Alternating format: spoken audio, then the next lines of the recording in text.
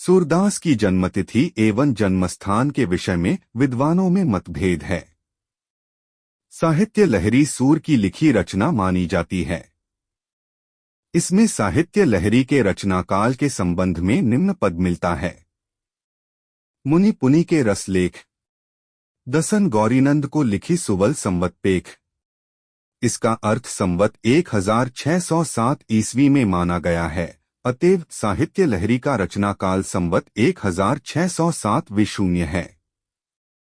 इस ग्रंथ से यह भी प्रमाण मिलता है कि सूरदास के गुरु श्री वल्लभाचार्य थे। सूरदास का जन्म सन 1540 ईस्वी के लगभग ठहरता है, क्योंकि वल्लभ संप्रदाय में ऐसी मान्यता है कि वल्लभाचार्य सूरदास से 10 दिन बड़े थे और वल्लभाचार्य का जन्म उक्त संवत की वैशाख कृष्ण एकादशी को हुआ था। इसलिए सूरदास की जन्मतिथि वैशाख शुक्ला पंचमी संवत 1535 विशून्य समीचीन जान पड़ती है।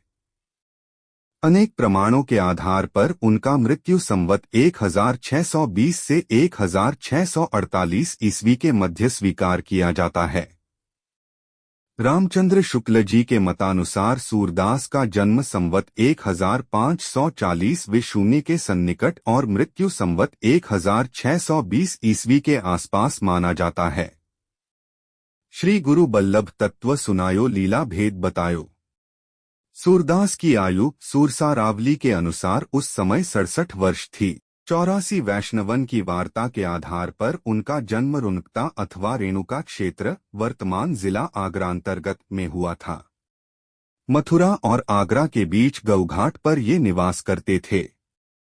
वल्लभाचार्य से इनकी भेंट वहीं पर हुई थी। भाव प्रकाश में सूर का जन्मस्थान सीही नामक ग्राम बताया गया है।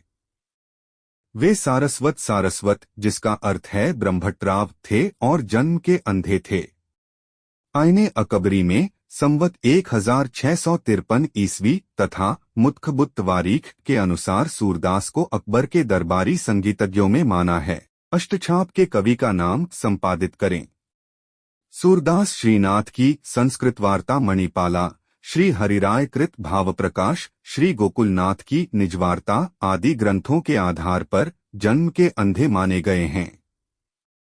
लेकिन राधाकृष्ण के रूप सौंदर्य का सजीव चित्रण, नाना रंगों का वर्णन, सूक्ष्म पर्यवेक्षणशीलता आदि गुणों के कारण अधिकतर वर्तमान विद्वान सूर को जन्मांध स्वीकार नहीं करते।